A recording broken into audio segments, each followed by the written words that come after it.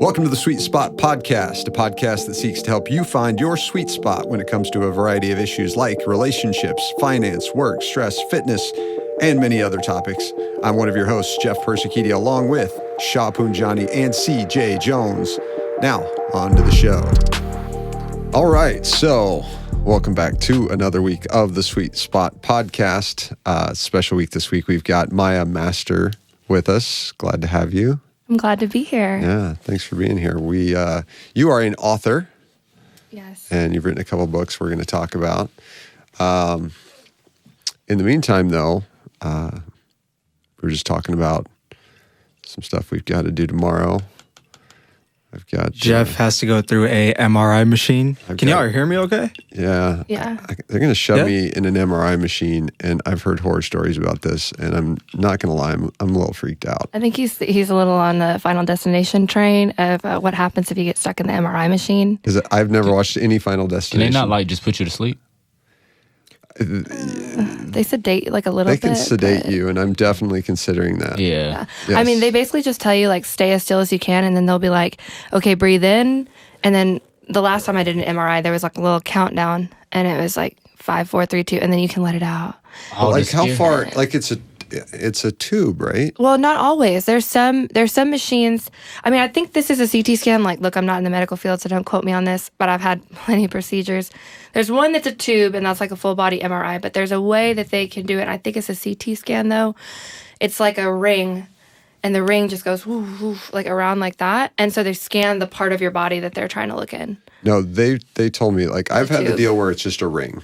Well, the tube isn't tight. It's not like this. The tube is pretty big. It's if the table didn't move, you could crawl out easy. Oh. Well, see, I've had two buddies that have done this, and both say they were not claustrophobic before this, and then they got in, and it was right. Oh yeah, no, right the top here. of it is right and then here. I would they flipped, and they had to hit the panic button. Yeah, there's a panic button. I would have to be put to sleep. And then they have to come back later sedated. And I have really bad anxiety, and I have mantras that I tell myself for different things, but things like that, I always tell myself, they do this every day. They do thousands of them. Millions of people have gone before me, and they've all been fine. You're not that special. You're not going to be the one time that it does happen. Yeah.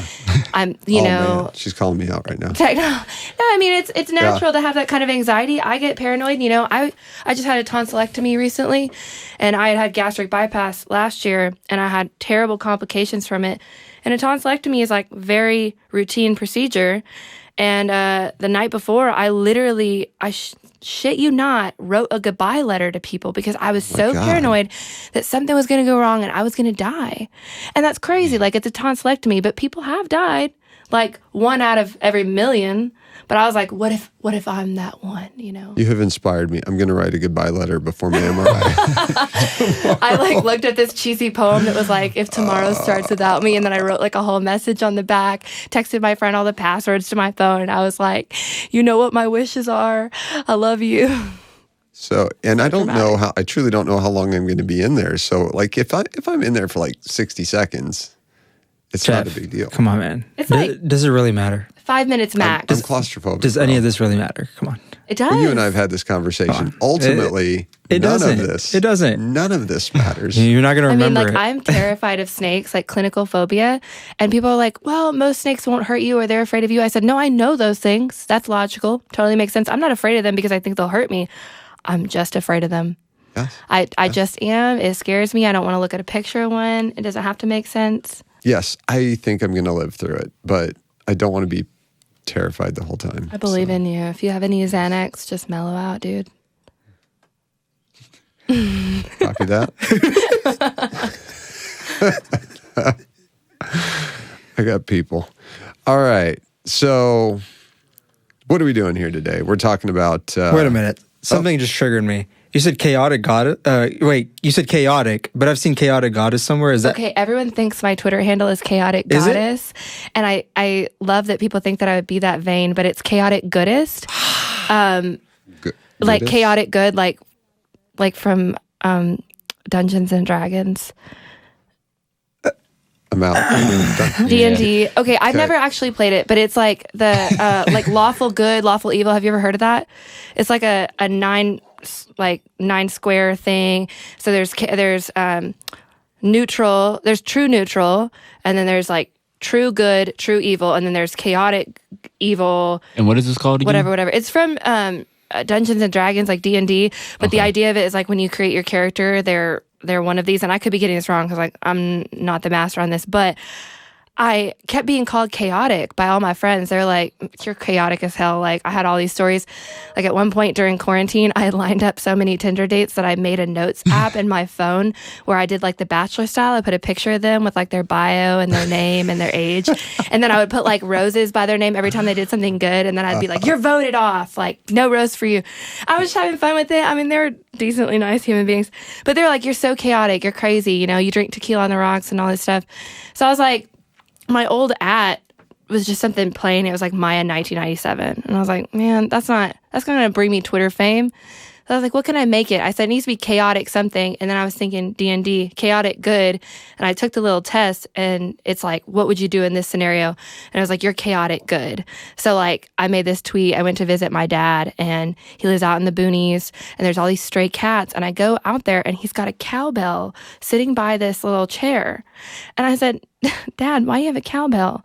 And he was like, oh, I use it to call the cats. I said, are you joking? Like, do they just do this naturally? He said, no, I trained them to come to the cowbell. That's chaotic good. It's chaotic, but it's wholesome, right? So it's chaotic good. So his cats come to him rings the cowbell and they just come running like. Does he feed them when he yeah. No, he feeds them. And his landlord last week built him a 2-story little cat house and my dad painted it and all the cats go inside it and it's like insulated. Oh my God. He's living his best retired life. But AC and heat. Basically, that's where the Twitter name came from. So I just made it chaotic. I wanted chaotic good, and it was taken. So I said chaotic goodest.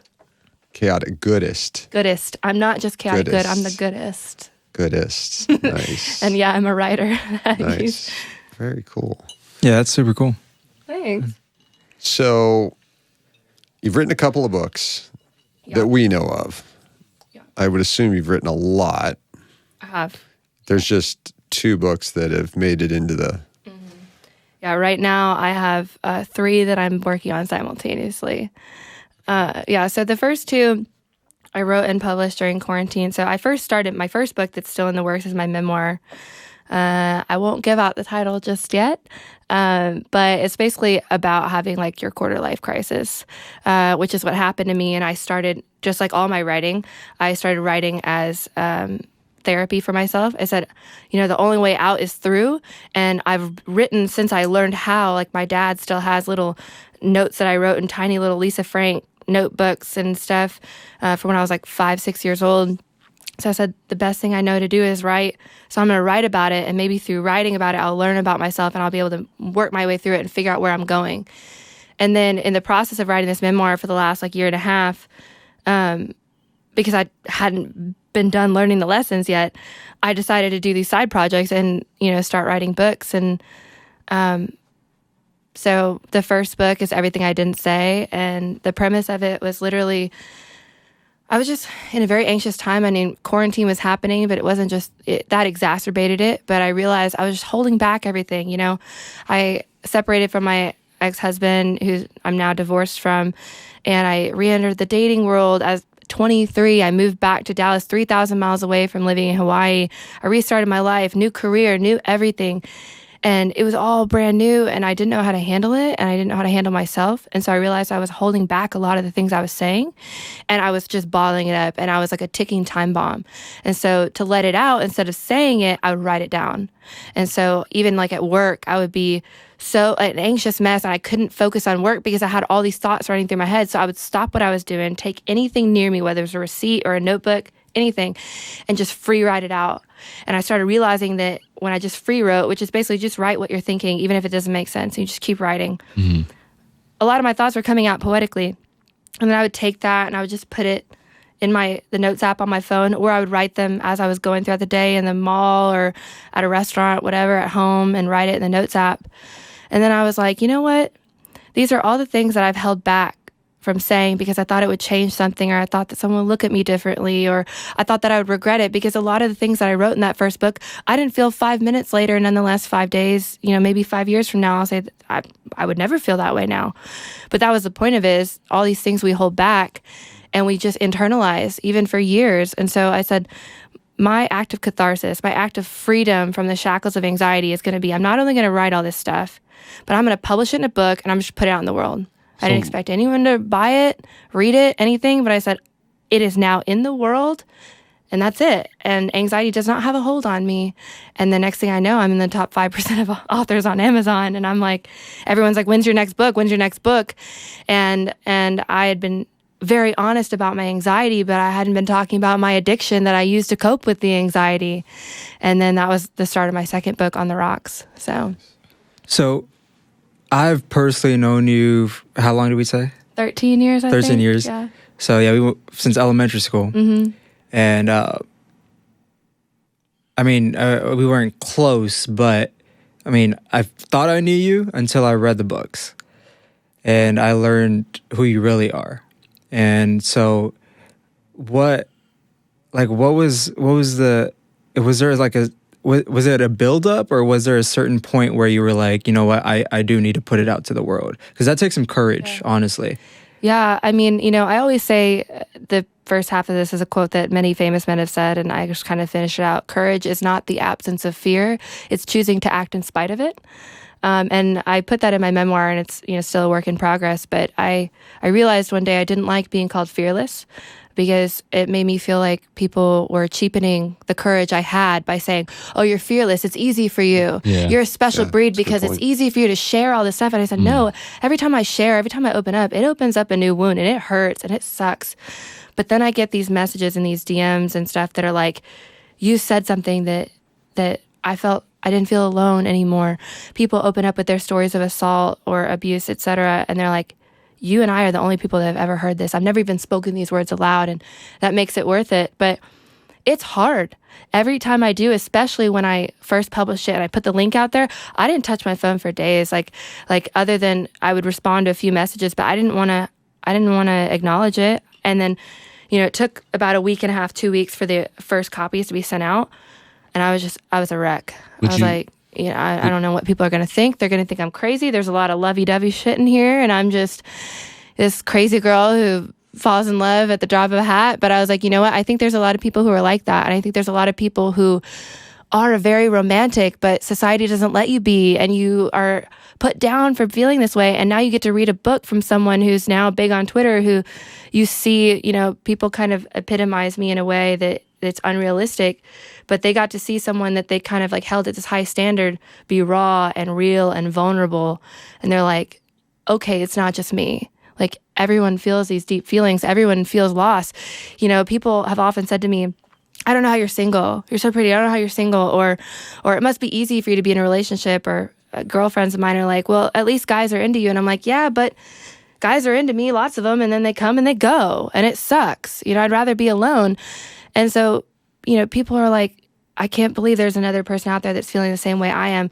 Maybe it has nothing to do with how I look or how I'm acting or what I'm doing. It doesn't have to do with me. It just has to do with, like, this is the facts of life. People come and they go from your life, and you have your heart broken and you struggle. And I think after that initial shock of like, oh my God, I wrote in the book about a guy that I was dating, and he knew that I was publishing the book, and we had just broken up before I finished the book. And then I finished it out, and I was like, he's going to read all this, and we're probably never going to get back together. Cue Taylor Swift. I said, I don't care. It's worth it. So. Do you think the first step of before you becoming vulnerable to the world, do you think you had trouble accepting the things that had happened?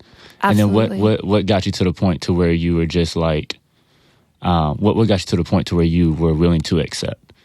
I think that's a good question.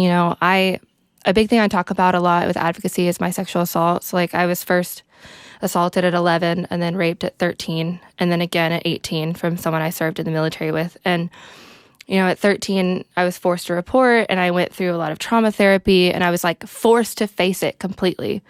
And I worked through that. And then for 5 years, I worked through it, and I was like killing it. I did years of therapy and self-actualization and discovery, and just like at a really great pace in life. And then I joined the military, and I was strong, and I did a lot of self-defense, and I got my concealed carry license. And I was like, no one's ever going to fuck with me again. And then the person I trusted most with my life rapes me. And then that was after years of like facing all my problems head on, having a really good control of my issues, I started the denial again because I couldn't reconcile with myself that I'd done all this work and then I let it happen again. And there was all that guilt. And I'd also already been very vulnerable with people. I didn't know how to open up to all these people who looked up to me as a survivor and say, it happened again. I didn't know how to do that. And so I think that was one of the first things, was acknowledging what he did and what happened, and acknowledging that I wasn't okay and that I did need help for that. And just because I had done therapy for everything that happened before didn't mean that I was okay now. So that helped a lot. And then, I think writing about it, honestly, like Helped when you I out. started writing about it just for myself, not for anyone else to hear. And then, just kind of observing other people in my life and realizing they were struggling with a lot, and just kind of like when you sit back and observe, and then you start realizing, I'm making stupid jokes on Twitter, I'm posting thirst traps or whatever, and people are paying attention. What the hell is all this for? I feel no fulfillment from this. I've reached this level of like miniature fame and like there's no fulfillment. What do I gain joy from? And then I look back to the past. I gain joy from helping people. And I have this opportunity, this platform to help people, and it would be a disservice not to use it. And so I was like, I'm going to do the damn thing, and I'm going to help people. Yeah, I think a lot of people can relate, because I feel like a lot. This is something I talk to my kids about. Is like, if you're willing to like lie to yourself and not accept the things that you've been through or certain stuff like that, then you're liable. It's easier for you to lie to anybody else. Yeah. And whereas if you look yourself in the mirror and you're not lying to yourself, you're telling yourself the truth of what's going on, then you don't have any shame, because then you start to realize, I'm not the only one that's going through it. And so that was, that's why I asked that question, was because it seemed like you kind of stopped, not say lying to yourself, but you just, like you said, you accepted. And it was like easier for you to, pinpoint and help other people out. Yeah, that. They say that the root of attraction is curiosity, but I feel like the root of anxiety is loneliness. Whether or not it's real or not, you feel lonely. You feel all in your head. You feel like you're the only person going through this. You're the only person that this could be happening to. Why me? Why is this me? And you just get in your own head, and you feel alone in your own head. You feel alone with your struggles. And so when people come out and they say like, no, me too, especially when it's someone you look up to and someone that you've epitomized and put on this pedestal of perfection. And then they're like, I'm not. And that's my big thing. I'm like, y'all keep calling me perfect, but I am so imperfect, and I struggle with the same stuff you do. And a quote I think in my second book is, I am not the sum of my worst decisions. My worth is defined by my resilience. And I tell people that all the time when my friends are just beating up on themselves. I'm like, you are not your worst decisions. Your best moments are what define you. Your heart is what defines you. And like anxiety and depression, they lie to you constantly, and they tell you to focus on that bad thing you did, that thing you said wrong 5 years ago, and now you're laying in bed trying to go to sleep on a Tuesday, and you remember that thing you said, and you feel like shit for it. And you're like, what the fuck is that? And you're like, how great would it be to know that, that, I don't know, someone we all look up to, like, I don't know, someone like, I guess I'm just going to use people that have died, but like Mandela, MLK, to think about the fact that these great people that we epitomize in history probably laid their head to bed at night and rethought something they said at Christmas dinner 10 years ago. And then they went on to like inspire revolutions. Yeah, that's a really good point. And we've bridged that on previous podcasts in just kind of our professional careers, and how we've talked about our mentors, and we look up to our mentors and we hold them to be the people that we want to be. We want to get to where they are someday. And then when they open up to you and they say, these are things I struggle with, these are things that I have challenges with and opportunities with, and you're like, wait a second, I just thought you had it together, and it just came so easy to you. And when and it almost, it makes them even bigger in your mind when you know that they fought through what you're going through now, and that's where they are. So you're like, oh my God, I can get to that point. I can be like born them. different. The only difference between you and them is that they had a dream and they did it. They did whatever it took to get there, and it doesn't mean that you don't have it in you. And people say that to me, I don't know how you do it, or I wish I could be like you. I'm like, you can.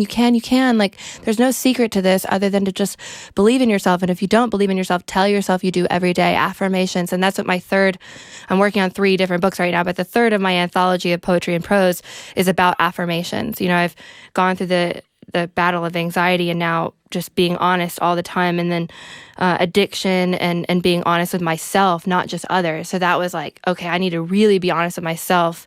And then it's like, okay, affirmations.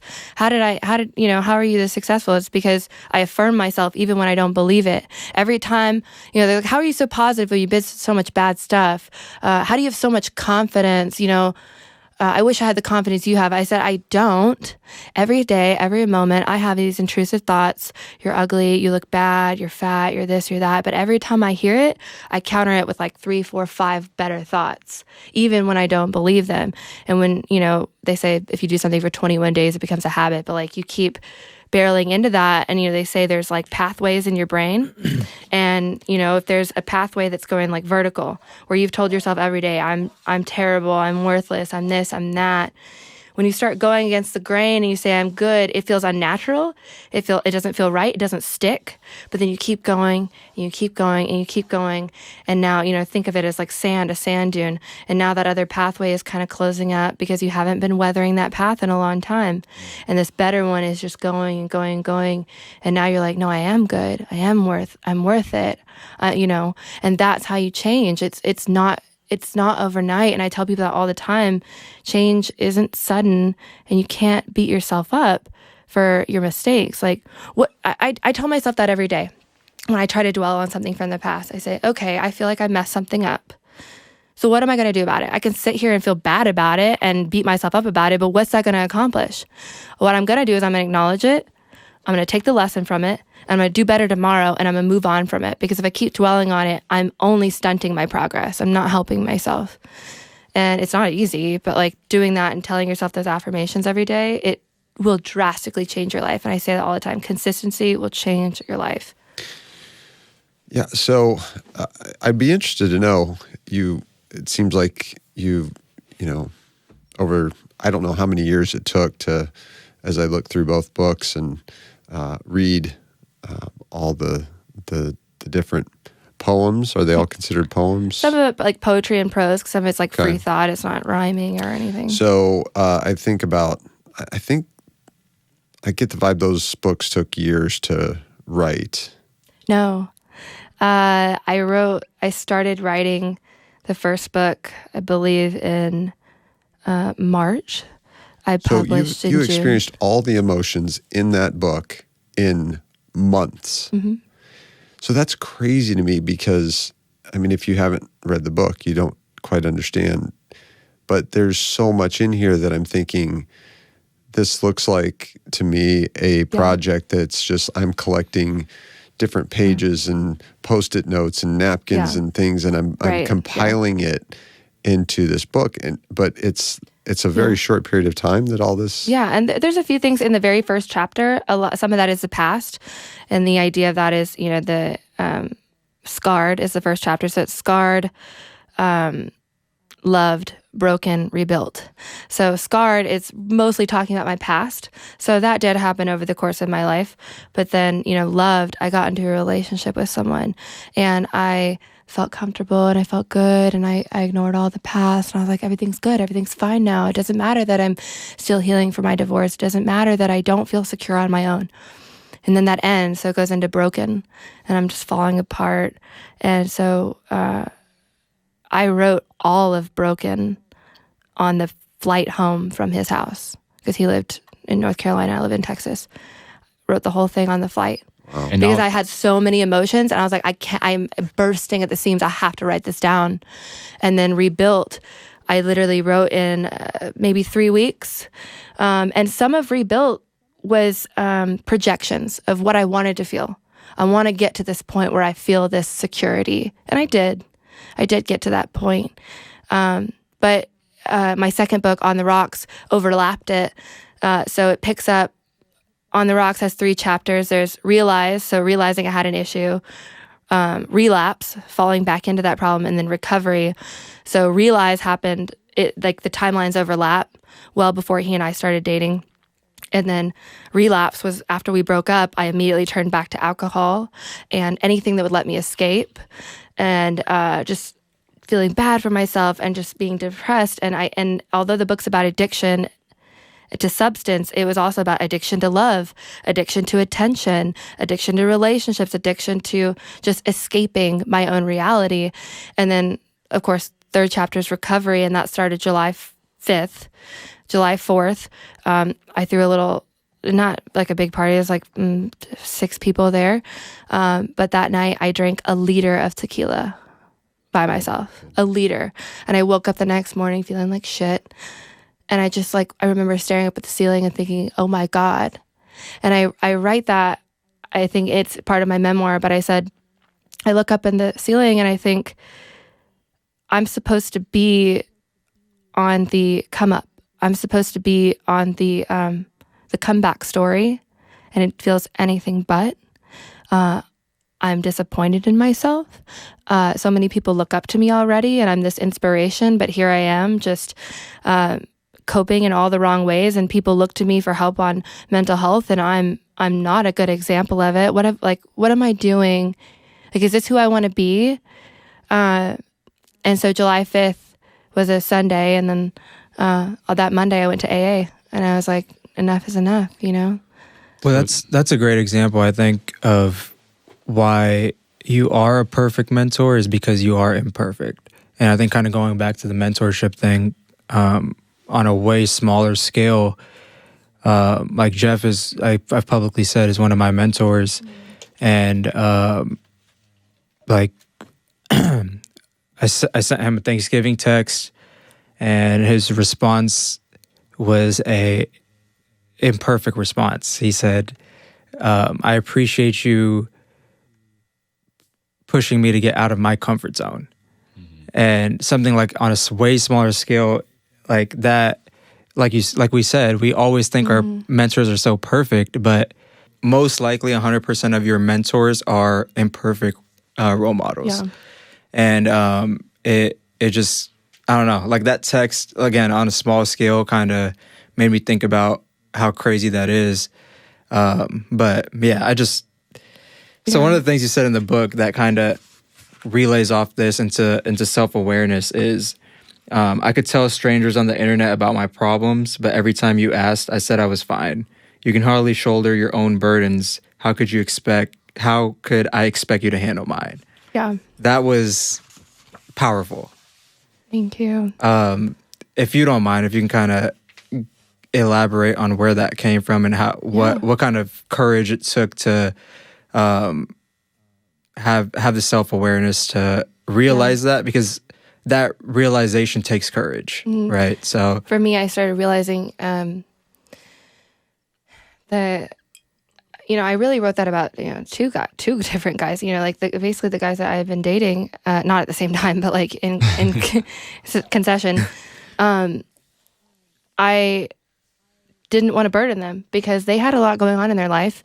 And I knew, especially men are the type, they want to fix something, they want to be there for you. And if they can't, they feel bad. And so I didn't want to burden them with my issues, knowing that they couldn't emotionally be there for me. But I could go on the internet and make threads about what I was feeling and talking about. But the difference was when I put it on the internet, you're following 1,000+ people. Who's to say you saw my thread? So there's no obligation when I put something out on the internet. There's no obligation for anyone in my life to respond to it. Because at least you put it out there. Is because that the thing? Because I put it out there, but there's plenty of things my friends post that I never see, you know? There's no obligation by me putting it out on social media for you to respond to me about it. There's no like social expectation there. But if I text you directly, it's a conversation. It's one-on-one. If you don't respond to me, like you're not responding to something that's deep and personal and everything. And that was kind of what spurred that. Is I realized that anxiety, the one person I wanted to talk about what was going on, I was afraid to do it because I knew that they couldn't handle it. And so instead I went to social media and I used thousands of people as my personal diary. And I joke about that all the time. Like I treat Twitter like it's my personal diary, but I do. And it's gotten me close to people. And it's why they follow me. But that was the raw thought behind it. Is I went to text him and I was like, I can't. So then I went to Twitter and I made a thread about it. And then I just sat and I was just sad. I was like, man, I don't want to talk to Twitter about it. I don't want to shout into the void. I want to talk to you. I want you to be there for me. I want you to support me. I want you, you know. And then I think I put it in my first book.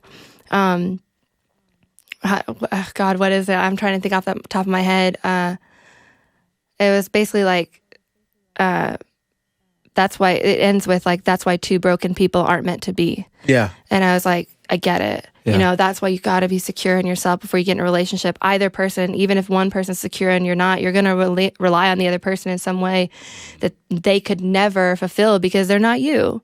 And you can't put your happiness in someone else's hands. It's irresponsible. It's reckless, and it's not their problem. And it's unintentionally emotionally abusive to expect someone who loves you to be responsible for your happiness because they love you and they're going to do it at what cost? Their own self, interest and the energy they need to spend on themselves. So that was kind of where I was at. And then that was part of that denial that I was like, I have no business being in a relationship right now. So from the podcasts I listen to and some of the things I read and social media, this and that, a common theme that I've seen around men in a relationship is exactly what you said. And correct me if I'm wrong, if you're more so talking about a general audience or a specific demographic in men, but we like to give feedback and not just listen. So how can like men that are in relationships that, because let's be real, there's not certain people that deal with mental health. Every single person in the world deals with mental health, whether they realize it or not. But we all do. It's so funny that you asked me that because I literally just got a text from one of my guy best friends. Like he's one of my best friends. His name's Colton. I was texting him today, venting about work, and I was just really stressed out. And I was like shaking at my desk, and I was like, I'm a wreck right now. And so I'm venting to him about it, and he's a very self-aware person. And the text he sent me is really all it takes to be a good friend sometimes. He said, do you want me to listen to you vent, or would you like me to help you find a solution? Right. So the question. And he said that it's about asking. Yeah. It's about asking because it will, for most people, like it will never offend them to ask that question. And so he asked me that, and I said, thank you. I don't need a solution right now, because I do sometimes go to him to help me like understand it. And I said, I'm just venting. And I was like, that's so nice. It's like, that is such a great thing to do for friends, especially in a romantic relationship. As men, it's admirable, and that's how y'all show love, is wanting to fix something, and y'all are doers, right? Women, women can be doers and are feelers, and men can be both, but instinctually at like a caveman level, like you're doers and women are feelers and thinkers. And so a man's first instinct is to do, like, what can I do to fix this? Like, I love you, you're in distress, what can I do because I want an outcome? A woman will hear your thoughts and be like, how can I emotionally support you? I'm going to listen to you. And how do you feel about that? It's not always about fixing the problem, because that's just not your instinct. Your instinct is often to nurture. And so what men don't often realize is that by trying to fix it, it often feels like you're not listening. It feels like I'm not trying to talk to you about really the problem. I'm talking to you about my feelings about the problem.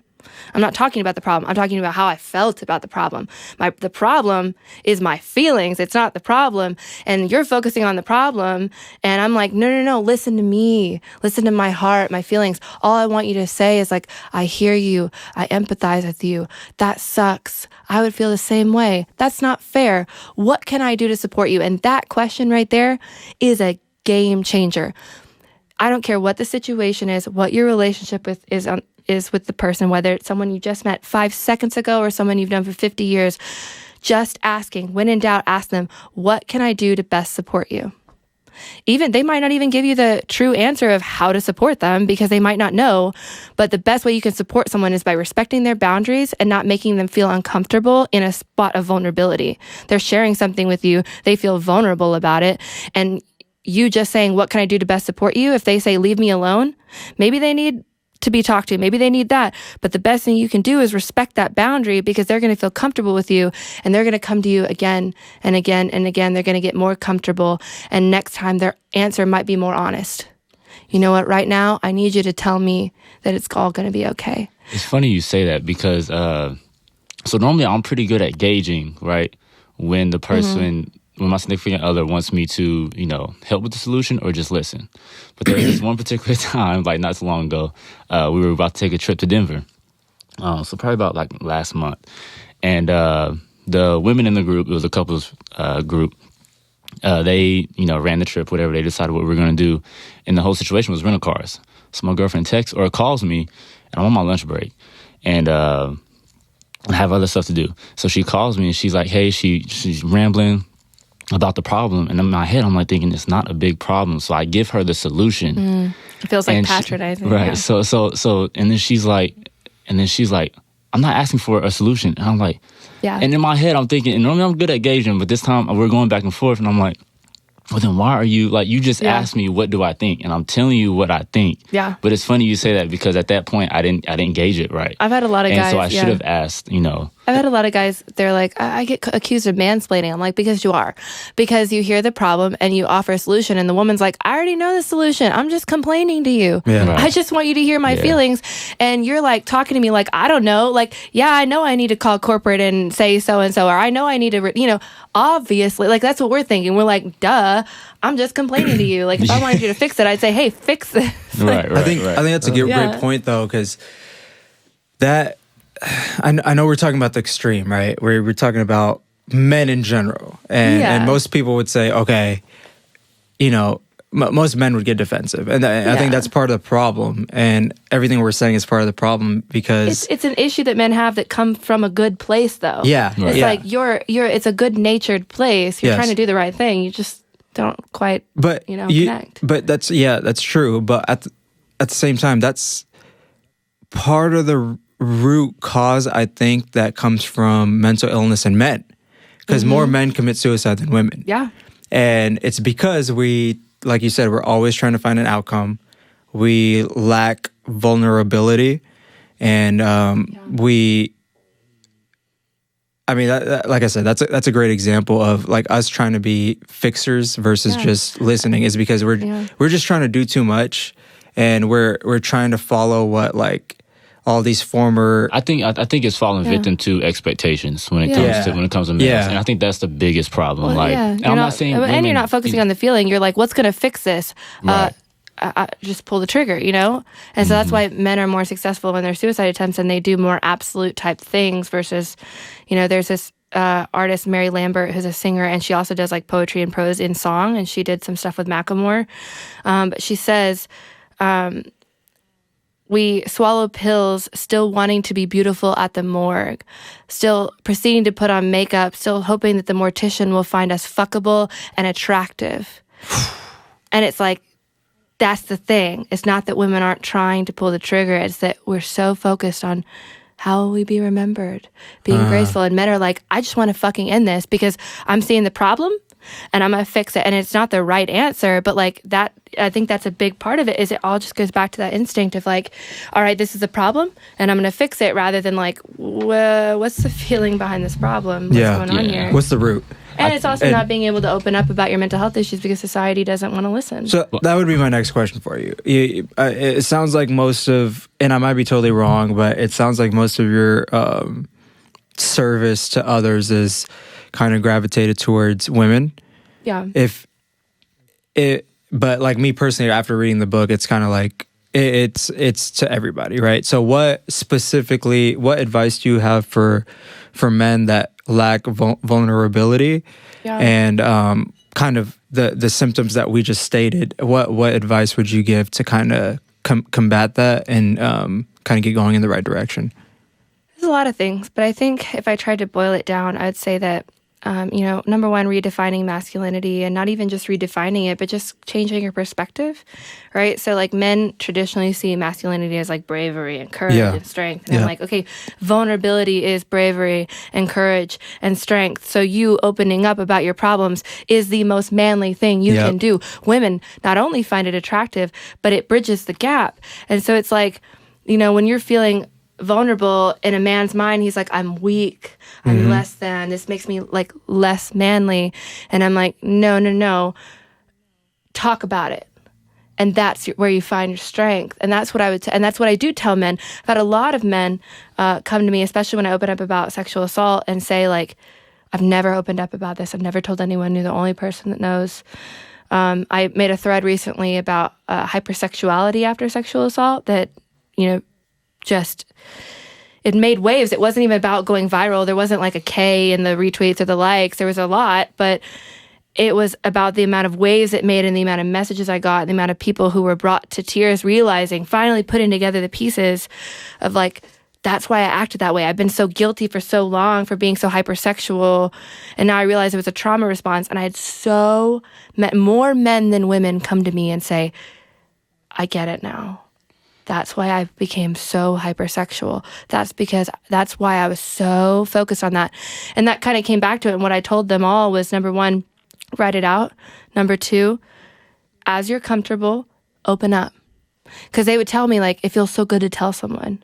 I said, I know there's strength in talking about it because it's your story, not theirs. And I always tell people, when you give me pity, it gives him power. Don't pity me. Talk about my strength. Talk about my resilience. Don't say I'm sorry. Don't say that's so sad. Just be like, it's really admirable that you overcame that. That's what you can tell a survivor. And that's what I tell them. And so it's like, when you talk about it, when you make it your story, when you make it your narrative, your rhetoric, it's taking the words right out their mouth, how they tried to silence you. They tried to take your power and putting it right back into yours. And it just goes into mental health in like a general sense of like, when you talk about something, it takes power away from the thing, whether it's your abuser, whether it's anxiety, whether it's depression, whether, anything like that. You're taking that power away and you're saying, nope, it's my story and I'm going to talk about it and I'm going to create the narrative. And when you're the one creating that narrative, you get to decide where the story goes. So you get to decide that it's going to be a happy ending, and you get to find strength in that. And it just goes back to that, like, realize that your masculinity can be found. Vulnerability is masculinity. Vulnerability is femininity. Vulnerability is humanity. It is who we are, and it is our strength. Right. That was actually one of the things that I had to go through. I'm gonna say a couple years ago. It's probably longer than that, but I had ran into a situation where I got kicked out of school because of my GPA, and I had so much stuff going on, but I didn't tell nobody because I'm like, I'm strong. I can handle it. This, that, and the other. And so when they were like, hey, you got to sit out a year or a semester, or whatever. I had to tell my parents. And one thing I realized was like, nobody had to tell me about it. I was like, I was very weak for not stepping up and saying, hey, I need help in this area. Or if you could take care of this issue for me, then, I'll be able to get my schoolwork done or whatever the case, because I was just doing so much. I remember having a conversation with my dad, and I was like, I realized that, what strength is realizing, like, exactly what you said, your weaknesses. And that's what makes you strong. When you can identify your weaknesses, that's what makes you strong. And then it also, when it comes to mental health, I talk a lot on social media, a lot, too, on my stories. And one thing that I realized, too, is, like, a lot of people, like, an individual will place their expectations off of what other people expect, not realizing, like, what's crazy is other people's expectations for you are higher than what they have for themselves. Yes. Yeah. And so that's one of like the biggest things. And I had lower come than to. what you have for yourself. Right. And Yeah. so go ahead. There's something that you posted on your story that you read in Jordan Peterson's book that kind of mirrors what you just said. Growing is winning is not growing. Growing is winning. No, something about how mirroring what you said about how people have higher expectations than you have for yourself. Yeah. I don't know, Yeah, I but can't remember. But I mean, that goes back to like the courage isn't the absence of fear; it's choosing to act in spite of it. And it's like, you don't have to feel strong. Like you can feel that way, and you're like, well, I'm weak for not opening up. That's the fake it till you make it kind of thing. It's like, so many times I will type out this vulnerable thread, and it's like, I'm strong, powerful woman, and I'm opening up. I will tweet it, throw my phone across the room and cry or distract myself or something because I'm scared. Because I don't feel courageous. I don't feel brave. You didn't believe I did the thing and then I escaped from it. And that's what I tell people. You don't have to post it on Twitter, but it's like open up to a friend, write it out, like open it up to somebody, and then you can walk away from it. You don't have to read their text for 2-3 days. It doesn't matter. But like pushing yourself to that point of bravery for a lot of men who feel weak and vulnerable for even having those feelings, you will find strength in that. You really will. Yeah. That's a great point. I think it's very important to find your sweet spot. I mean, no pun intended. Like for example, and people don't like. I publicly say like these two right here are my mentors, and one of the things that I admire about CJ is he's very unorthodox in a way where he uses hip hop and lyrics specifically as an avenue to kind of advocate for. A lot of people gonna judge me, but like hip hop is like my Bible. Music like is exactly. That's Absolutely. my song. And lyrics are therapy. I mean, it is 100%. It's And poetry. It's and most therapy. people think of hip hop as drugs, women, this and that. No. But if you follow CJ and you specifically like see the stuff he posts, it's like, man, like these are life lessons. Yeah, I mean, this isn't the greatest example, but like Kevin Gates, he even has a song, I can't think of the name of it, but he talks about spirituality in his song. He's like, meditate and manifest, and like, I'm bringing good things into my life. And those aren't the lyrics, but like, you think of Kevin Gates, you think like trap music, you think like, gangster rap, stuff like that. But it's like, if you listen to the lyrics, there's some life-changing stuff in there. There's some real lessons you need to learn. Because it's all emotion. That's it is. Exactly. Yeah. And it'll trigger different people in different ways.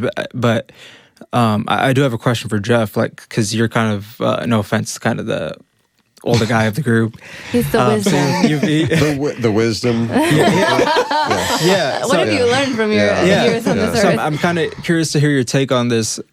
It sounds like what we're kind of getting at is the mind is the matrix of all matter, right? The mindset is key. If you change your mindset, you can change a lot of different things. Oh, absolutely. Right. Yeah. So Jeff, one of the things that the late Nipsey Hussle said in an interview, and it might be quoted by somebody else, but he said it, so it triggered me, was, would you rather be at war with yourself and at peace with the world, or would you rather be at peace with yourself and at war with the world? And that itself, it just speaks volume. So what is your take on that quote? And like I said, you're kind of older than us, no offense, and you've probably been through a little bit more. So what advice can you give people? Well, I'll tell you what the real answer is for me is I'm at war with myself and at peace with the world. And I think that we all have our inner demons that will always be there. We all have these things about ourselves that we don't like, that we'd like to change, that we'd like to improve, that someday we're going to get over that. Someday we're going to improve that. One of these days I'm going to start doing this, start doing that. Those things always just kind of linger. And I don't know that you ever, a lot of those core issues that you deal with, I don't know that they ever truly go away. Yeah. You find a way to interact with your family, your peers, et cetera, in spite of those things. And that's what helps you keep peace Yeah. in the world. Right. And as long as you're, in my opinion, as long as you're at peace with the world, then you don't have extra coming at you. Yeah. Right? When you're at war with the world, then it comes back. It's coming back at you, and you're always having to deal with all that war that you're fighting. And if it's all internal, then I know me. I've been around a while. I know what I'm fighting. Right. Mm-hmm. Right. But if I'm good with you and you and you, then you're actually my support. Yeah.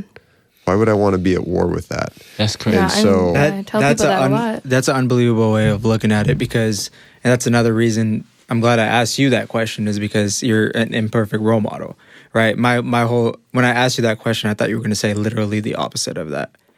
And to me, it's very important Why would you think I'd be the opposite of that? Because, I mean, to me, the other one made sense. Yeah, and to me, it's important to be at peace with yourself. Answer. And at war with the world. It's a selfish answer. In a way, it's like a selfish answer, kind of. Yeah, but I'll never be at peace with myself. But I understand it because exactly. I'm always trying to get better. I know what it is that I want. I know what it is that I want physically. I know what it is that I want emotionally. Satisfied. I know what it is that I want for financially, for name all these things. Mm-hmm. So I think I say this all the time. I'm like, I will never be satisfied no matter where I reach. And people I've had coworkers say that to me. Well, that's a reason why you shouldn't overwork yourself or you shouldn't reach to higher heights. I'm like, no. It is my motivation. Right. I will never reach my highest height because I don't care if I'm a millionaire. I don't care if I'm the most famous person in America. I want to be the most. It's not about being the most famous, but it's like I want to be the most influential. I want to make the most difference. I want to help the most people. I will never be satisfied, and that will always be my driving factor.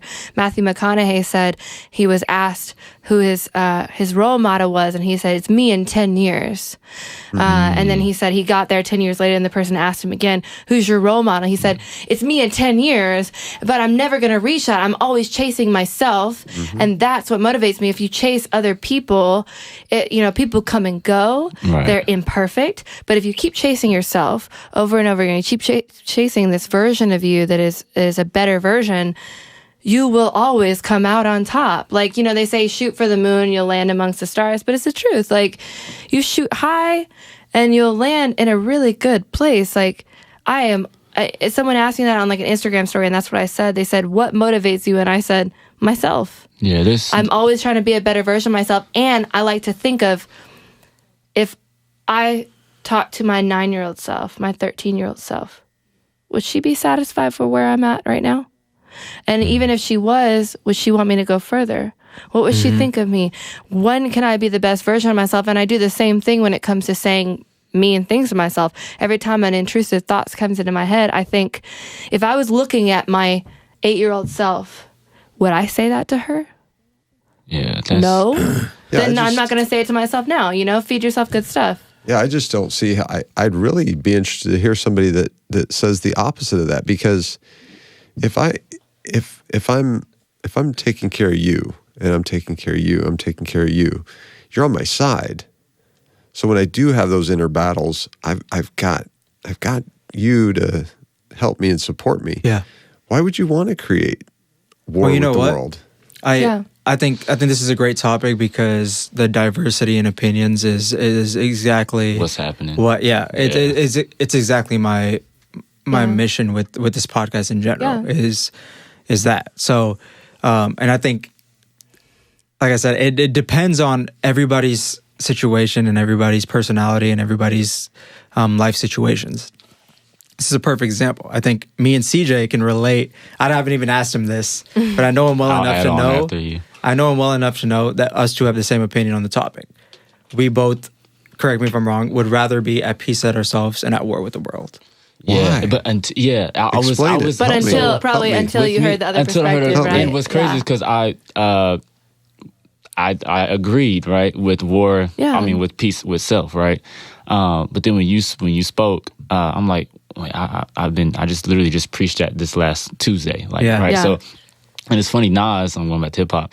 Nas said new levels, new devils. Right. Right. So that's exactly what you were just talking about. It's like when you unlock a different level of yourself, you're going to have different devils. You're going to have different, unknown territory, chaos. That's what Jordan Peterson would say. You have order and chaos. When you go into the chaos, it's a whole new level that you never known before.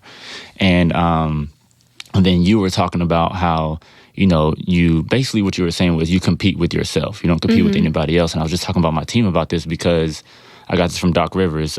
He was saying how, like, when the Boston Celtics won the championship, they had nobody to compete with because they had already won. Yeah. So he was like, at that point, it was, you're no longer looking at anybody else. To maintain that spot, you don't look at anybody else but yourself, and you compete with yourself. And that's how you keep reaching that higher level. And you have to keep doing that for yourself, too, because you can try to fight against society, but we all have different lives. We all have different, milestones. Things change and they go. You can't fight against variables. You have to change. Right. You have to fight against the constant. And the only constant in the equation is you. And so you're like, okay, let's say this, even if I was fighting against society, let's say I fight, I'm at the top, it's lonely at the top. Who you have to compete with if you win the championship? Exactly. Yourself. Yeah. Do better than you did last year. Do better than you did 5 minutes ago. Like, it doesn't stop there. The growth never stops because we are imperfect. Humanity is imperfect.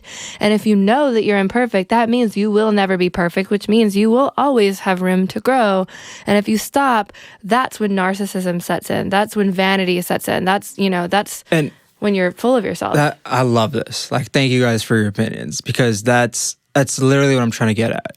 Because we're probably triggering a lot of people that are on each side right now. Yeah. And that's my peace. My peace is my competition with myself. Yeah. Mm-hmm. Accepting everything. And that's why it depends on your mindset, and it depends on what you've been through. It's a subjective question. Exactly. And that's why I asked it. Me personally, I've always been overlooked in my life. Yeah. That's literally what, that's why I post a lot of the stuff I post. The marathon continues, the process, I've been overlooked, this and that, because it's facts. I mean, I'll be honest, I've known Shaw for 13 years, and I was saying it before we got on the podcast that he was always like the middle ground, the medium, like the mediator, but not even, like, he was never involved in the beef, the arguments, the anything. He was just the observer. Right. And so, like, people noticed him and knew him, but, like, he wasn't in it, and then all of a sudden one day I'm on Instagram and I'm like, oh, hi, you're there. And like, he's, building up his fitness, and he's got like this presence, and it's very like an alpha type, like, look at me, like, I'm on my journey. And I'm like, that's something you got to remember. Like, that's influential. You need to realize that just because you moved in silence, just because nobody noticed you, doesn't mean that your journey is not any less inspiring. If anything, it inspired me more, because I'm like, that's more of a journey than people can, relate to than mine. I've always been in the spotlight, but a lot of times it was negative, and now it's positive, and I just went through a lot of adversity. But there's so many people who just kind of floated through in the medium, and then they were like, no, like, it's my time. Like, I have things to say. You need to notice me, and like, here I am. Yeah. First of all, I appreciate that. Second of all, that's exactly it. I've been overlooked my whole life, from different situations, and I'll briefly state, like, basketball was my first love, and it all kind of comes up full circle. But I'm 5'8". Yeah. The person right in front of me was 6'8", my best friend. But I got cut in middle school, and I found CJ on Instagram. And he was my coach, not my friend. And he's my friend now, but this dude was 4 or 5 years older than me. I found him. He was a basketball coach. I reached out to him. I was like, hey, this is a situation. I want to get better, and I'm willing to put in the work. Are you willing to invest the time in me? He took the chance on me. I woke up at 4 a.m. every day, 5 days straight, 7 days straight. Had me waking up at 4 a.m. Yeah. I do too, yeah. The most successful people wake up at 4 a.m. Yeah, exactly. And I was in there with my boy Stafa. Shout out to Stafa. And he's like my partner in crime. So like literally us two together, we're in there every single morning, no matter what it was. And I didn't even need an alarm clock. Today I do need an alarm clock. But when people tell me like, hey, I don't need an alarm clock, I really understand it. Yeah. Because I had a chip on my shoulder. Right. I had people I wanted to prove wrong. I had family that said, hey, academics is more important than basketball. You're not going to make it to the NBA. Passion's important. Yeah. So and to combat that is basketball taught me way more than college and high school would ever teach me. I learned how to become a leader through basketball. Yeah. I learned how to become a teammate through basketball. I learned how to listen to people through basketball. I built so many relationships through basketball. I'm on a podcast with my basketball coach. You know what I mean? So there's just so much to sports that people don't understand. And that's and I like I said, I wasn't supposed to play basketball in my life. I'm 5'8" and I'm brown. Like I'm Indian. You know what I mean? Like it's just not normal. That's the key point. And so that was I would like to call that a wrong turn, right? But one thing that I practice is that, like, although it's a wrong turn, it doesn't mean you're not on the right path. Yeah. Yes, that was a wrong turn. That wasn't your lane, right? But it got you to where you are now. It got you to your right path. Mm-hmm. And that question you asked was like a really good question because, like you said, it made you have to balance, right? And that's why if anybody follows me, they know I love black and white pictures. The reason why I love black and white pictures is because there's a gray area in those black and white pictures. Wow. And like that's the space that you have to live in. And I think that's why like this podcast this is why I enjoy coming here, is because it is a gray area and you do have to find balance and that's just the way of life is you have to find the balance in that gray area and find your sweet spot. Right. Exactly. Yeah. Right. And everybody, everybody has their own demons. Mm-hmm. Everybody has their own motivators. And again, mine every day when I wake up, I remind myself, you used to be this guy that was overlooked. And sometimes I forget, actually, I'm not going to lie. And I'm sure you can relate. I'm sure you can relate. I'm sure you can relate. But I always come back and I tell myself, you were never that guy that you're not supposed to be working for someone like Jeff, and be where you're at in life. You're a college dropout. You weren't supposed to play basketball. And something that's kind of cool. It's crazy how God works, whatever God you believe in. But like my mom used to always tell me, because I used to always tell her, like, hey, I'm playing basketball, but yeah, I believed in myself, but we all have that little demon that, so I used to tell her straight to her face. And I didn't tell other people, but I was like, I'm not gonna go overseas, even though that's my dream. I know I wouldn't make it to the NBA, but I was like, you know what? That's something that I want to do is go overseas. And she was always like, if you work hard enough, it'll work out in a way, whether it works the way you want it to or the way it's supposed to work out. I think that's the biggest thing that you have to learn. And fast forward, I played in Dubai. Mm-hmm. I didn't, it wasn't professionally. You did something I really wanted to do. Exactly. I didn't do it professionally. I didn't get paid for it. Yeah. But I played. Yeah. And she, fast forward 5 years later, she told me, she's like, I told you would end up playing overseas one day. That's crazy. And that's just the beauty in life is it's mindset. I'll just finish off that thought. I mean, the same thing. My dad, like I was mentioning earlier, he saved all these receipts and little notepads and stuff I'd written, even essays in school. And last year, earlier in the year, maybe 2 years ago now, before I started writing my memoir, I went to visit. We flew in from Hawaii, me and my ex-husband, and went to visit him. And I said something about writing. And he pulls out this drawer and he shows me all my writing. And he says, Myah, I've always believed in you. He said, everything you've ever written that I could get my hands on, I've saved because I knew that one day you were going to make something of yourself. I saw that in the book. I knew that you were I knew that you were special, and I'm going to save it. I saved it all because now is the moment. So now is that moment. I said, Dad, I don't think I should publish. He said, no, I've known it your entire life. You're going to make something of yourself and you should do it. And I was like, damn, all right, I'm going to do it. Yeah, that's so awesome. Yeah. Yeah, and man, we have covered a lot of deep stuff here. I mean, we flowed from some deep concepts into other deep concepts. But if I could just, as we talk about the book specifically, I was so impressed how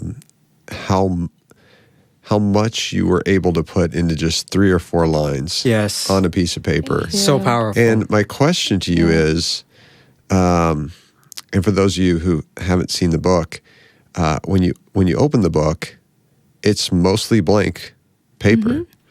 It's a few lines at the top of each page, and at first it takes you a second to figure out what am I in here? What is this? And then you read 3 lines and you're shook, right? And so my question is, does it come out like that, or do you have a bigger?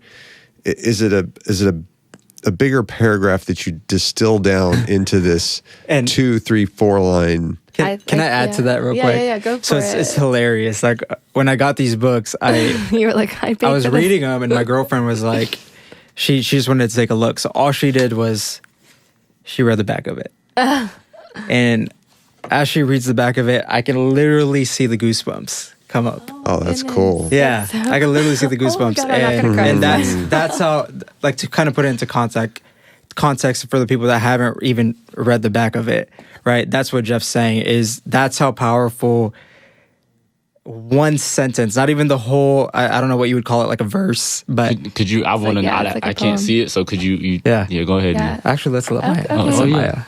Myah. So this is on the second book, On the Rocks. So my life became a metaphor for the way I order my drink. Double strength on the rocks. Too much for others, I think. And it's just unbelievable. So how do you get that? I'm just wondering, because when I read that, it's like it's so condensed and there's so much in just a few sentences. Mm-hmm. How does it start out? Or is that how it starts, or do you have to really work to? In the first book, and like a little bit of maybe 2% of the books have started just from like me free writing, and then I take a stanza out or something. Honestly, it just comes out that way. That's impressive. Thank is. you. I wish is. I had like a better answer for people, because I've had people say like, "How do you write a book?" or "How did you come up with this?" And I'm like, I am a very deeply feeling person. I've learned that about myself. I thought that was just normal, and then I realized like a lot of people don't feel as deeply as I do, and it's a double-edged sword. But a lot of it comes out that way, you know. I feel very, very deeply. You know, I'll pull something up. I'll give you all a little sneak peek. Yeah. All right. Something I just threw in my notes app today to go in my third book. I don't know if it's any good or not, but it's something that literally just popped in my head. Let me see.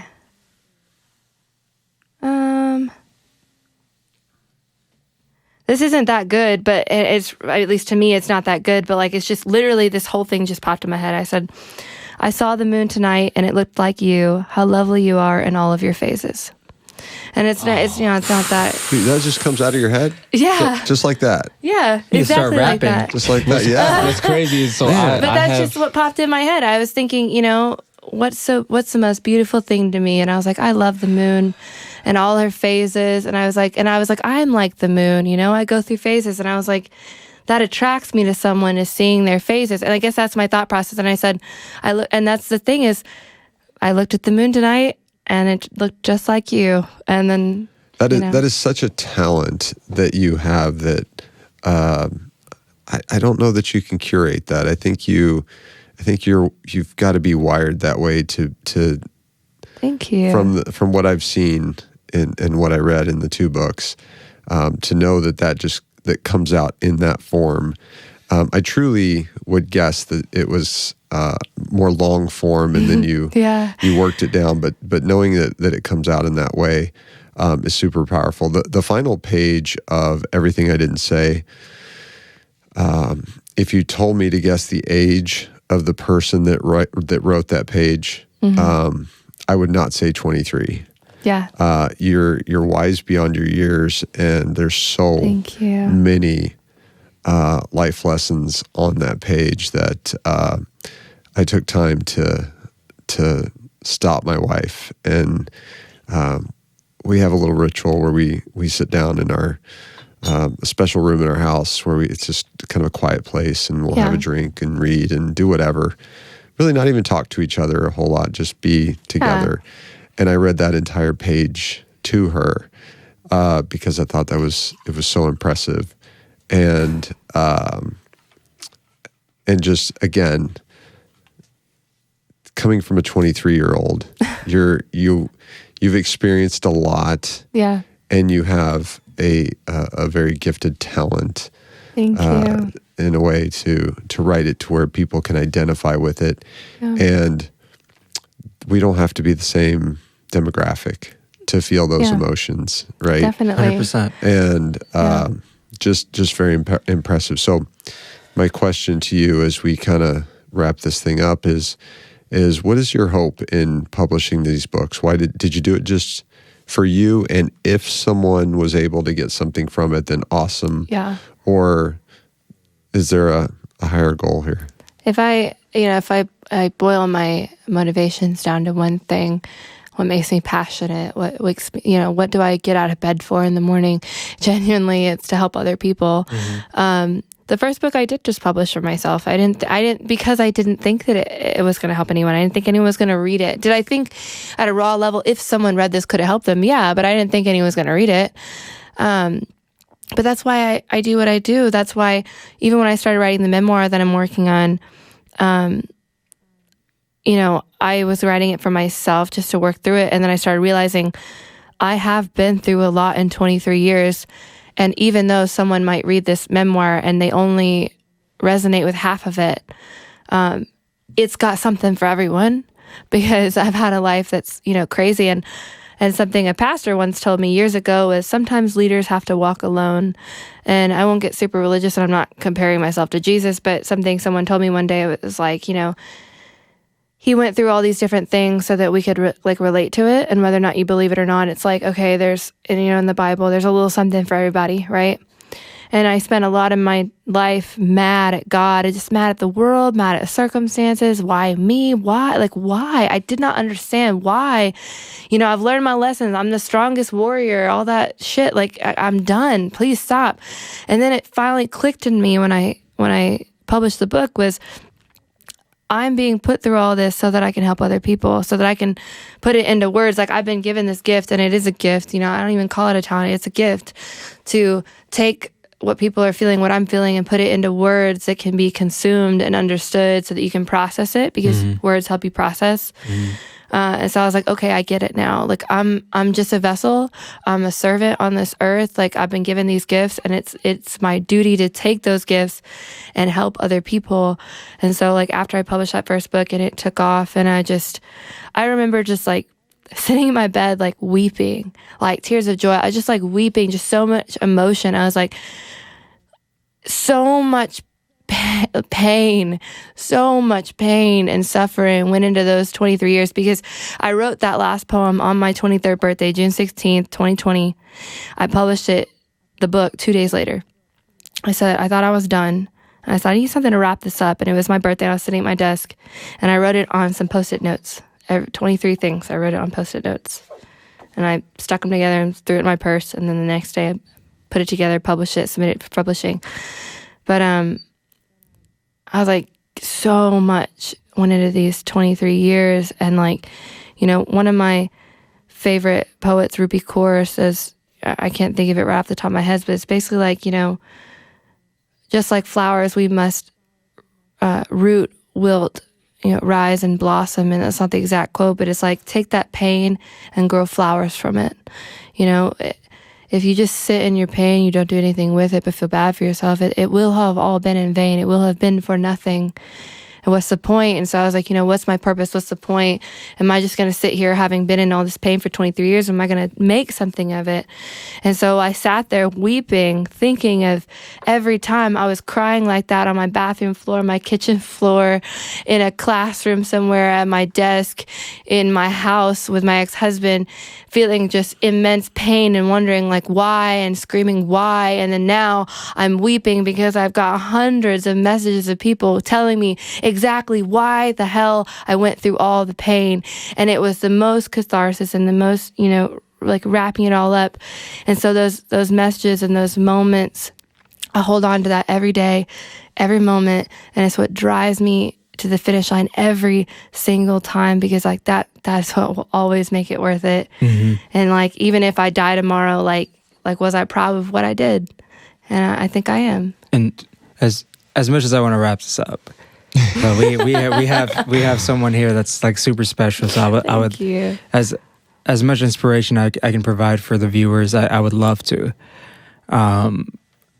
So your first book was about anxiety. Yeah. So the whole goal of this podcast is to find your sweet spot, right? Yeah. And what we try to do is kind of find actionable steps you can take towards healing, growing, whatever your passion is, this and that. So, kind of referring back to your first book about anxiety, what actionable steps can people take to heal themselves? Absolutely. I often say, like, my motto to myself, when in doubt, write it out, which isn't anything new, but I would really bring that back to verbalize it, because everyone's different. Yeah.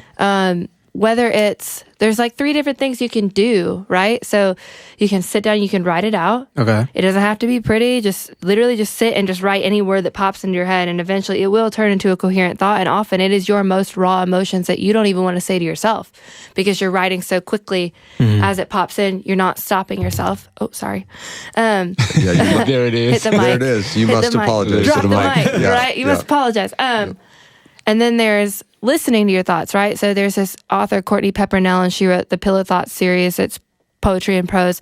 Her 3rd book, Pillow Thoughts 3, is called For the Mind. And I often, during my lunch hour, when I can take a lunch hour, I go and I sit in my car and I lay back, turn on the seat warmer, and I listen to it, because it's like affirmations, right? So it's you write it down or listen to it, right? Find something that affirms you, find something that brings you peace, and listen to it over and over again. Affirm yourself. Even if it's just you recording yourself talking about affirmations and you play it to yourself, listen to it, feed your brain it. And then it's talk about it, right? You can do all these things, or one or the other. If you can't find the words to write it down, if you don't have the time to listen to it, or you don't want to listen to it because it's too painful, talk about it to somebody. Talk about it to a stranger on the subway or in a bus, someone that has no interest in the matter at all, or talk about it to your closest friend. Talk about it to yourself. Record yourself talking about it, and then listen to yourself talking about it.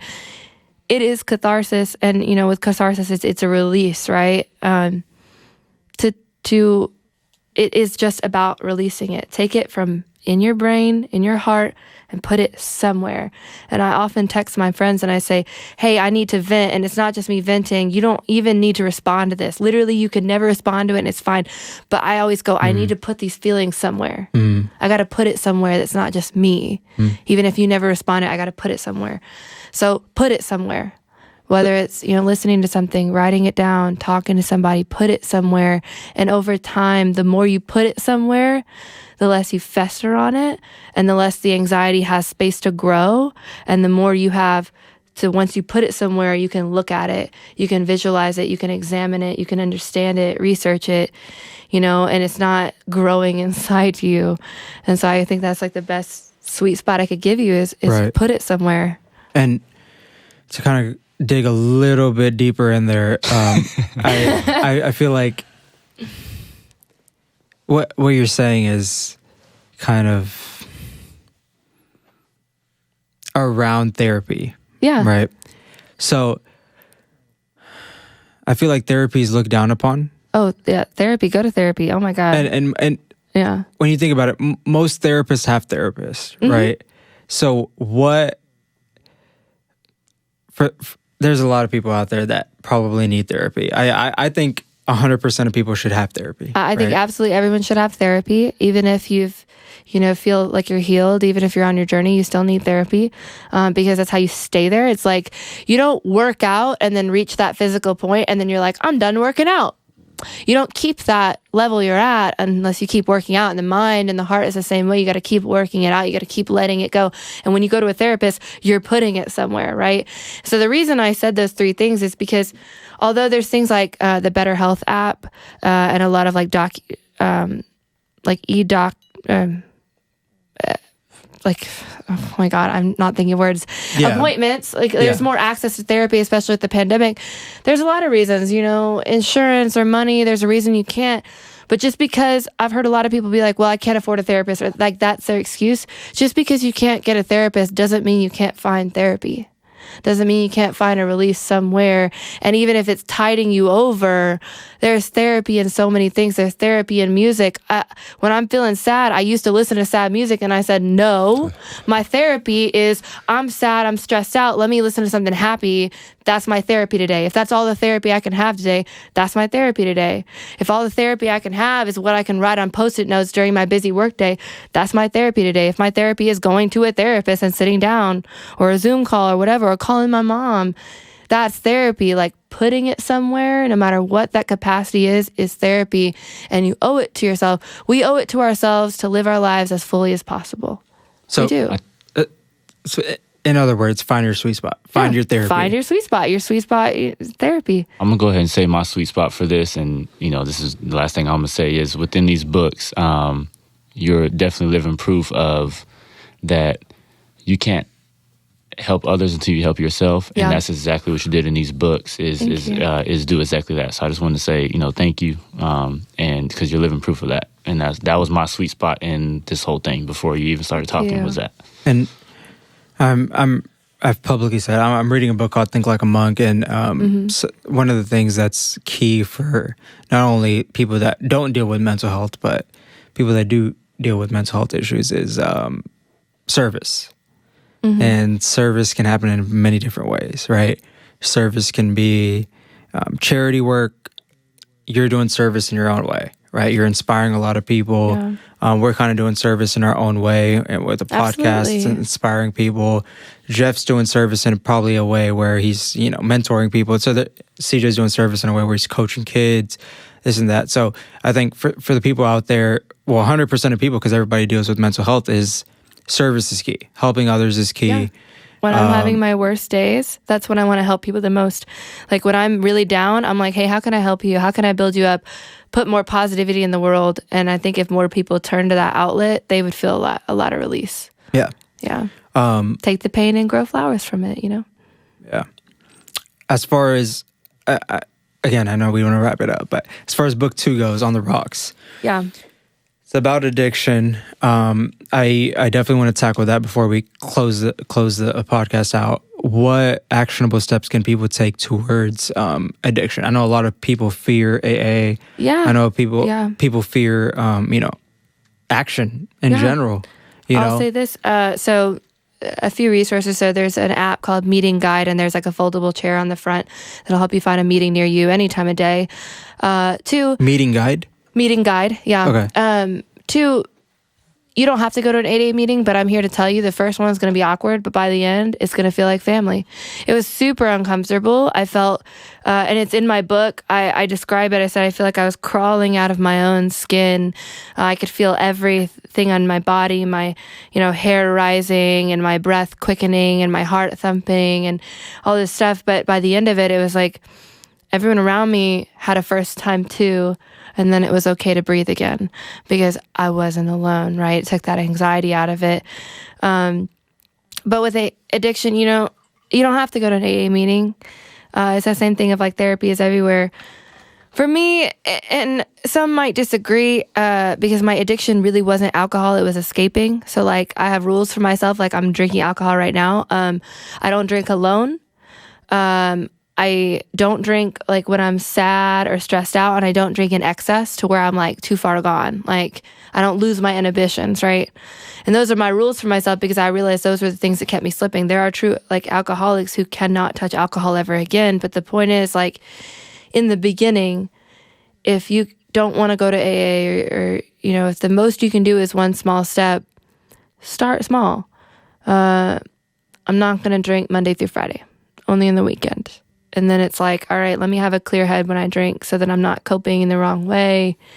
Let me not get so far gone that I do things I'm going to regret the next day that are going to make me want to drink to forget the things that I did while I was drunk, right? Like it's a never ending cycle. So it's a baby step thing. It's little by little. Even if it's like, I'm going to stop drinking hard liquor during the weekend. I'm going to move to wine, Like I said, change takes time, and consistency will change your life. And don't beat yourself up because you can't quit cold turkey. Like, do what you can, and feed yourself positivity. And I promise you, the more you feed your soul, the less you're going to use alcohol to feed it, the less you're going to use substance to feed it. So yeah, I mean, that's my sweet spot is just, I mean, the more you build yourself up, the less the outside world can weather you down. Awesome. So before we wrap this up, I thank you. Again, we've known each other for a long time. I feel like this conversation, I've learned you more than those 13 years would ever teach me about you. You're courageous. You're brave. You're an inspiration to a lot of people. Whether 0 people watch this podcast, whether millions watch it, I honestly don't care, because the one person that does watch it, it's probably gonna, change their life. Thank you. So we appreciate you being on this. One thing that we normally do before we wrap things up is you kind of mentioned your sweet spot, but our job is to learn something from you. Okay. We learned something from Sushi, Nadia, and so I can kind of start off by saying one thing I learned from you, and my sweet spot from today's podcast is essentially mindset is everything, right? Your mindset can dictate your life, whether you're overlooked like I was, or whether you're, overbooked like a lot of people may be. It's very important to stay positive. It's very important to be vulnerable, and it's for men out there, it's okay to be vulnerable. Yeah. So I'm glad you touched on that, and again, I appreciate you coming through and being vulnerable yourself. So, Jeff. Well, I think what I'd like to say is that your 2 books, Everything I Didn't Say and On the Rocks, written by a young female as a late 40s male. I found myself reading various pages, and some didn't apply, right? And I moved on to the next one, and others I sat on the page for quite a few minutes, rereading and contemplating, and it hits you in a certain way when it's applicable to your life. And so, regardless of who you are and which situation you're in, what you've put together here is it's going to hit you. You're gonna get to that page that says it in 100%. A certain way, and you're going to read it over and over because the way you say it is just it just gets you, and it makes you think. And so for me, the sweet spot is just watching you kind of bare your soul and put all that out there in a book. And, I ask myself, how am I dealing with those things that I have bottled up? Are they going to stay bottled up, or what do I do? How do I get that out? I'm not sure that writing would help me, but meditation is something we've talked about absolutely. in some past episodes, and I'm working on that. And so while that doesn't help as many people as you're going to help in a book, it's still me dealing with my situations in the way that works for me. It just so happens the way that it works for you is going to help a lot of people. So really impressed with what you've put together here. I think you already... Yeah, I pretty much already said and again, it's just, as I watched everybody or heard everybody say theirs, started to realize, like, I see myself in you as well, Yeah. And I brought the 2 books of, you helping yourself, and which allowed you to help others. But then also when Jeff said you don't have that much, it's a couple lines and it's a blank page, that lets you realize that some people say too much and still don't say enough. And you didn't say much, but you said more than enough, and that was like one of the biggest things that I got from it. So again, that was my thing. That was the biggest irony in the book. Yeah. Is, like you said, you see a lot of blank, but what you do see is Oh, Mama, power. Jesus Christ. Yeah. Thank you. I thank you for being here.